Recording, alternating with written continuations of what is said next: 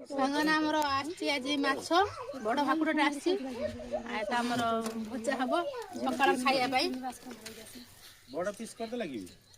ନା ବଡ଼ ମାଛଟେ ନା ନା ବଡ଼ ମାଛଟେ ମୁଁ ତ କିଣିକି ପେଟ କାଟିବି ମୁଁ କଥା କହିନି ମୁଁ ପେଟି କାଟିବୁ କାଟି ଦେନ୍ ମାଛ ତ ହେଇଯିବ ପେଟ ହେଇଯିବ ନା ତମ କହୁଛ ମାନେ ହେଇଯିବ ତମେ ଆଉ ଭୁଲ କରିବ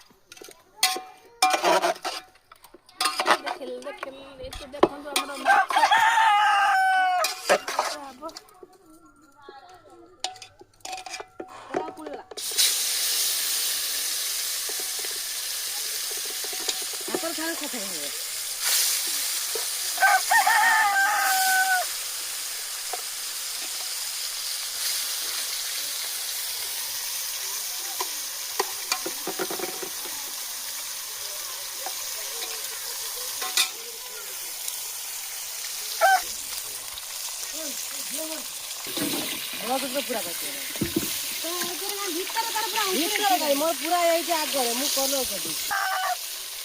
ମାଛ ଭଜା ସହିତ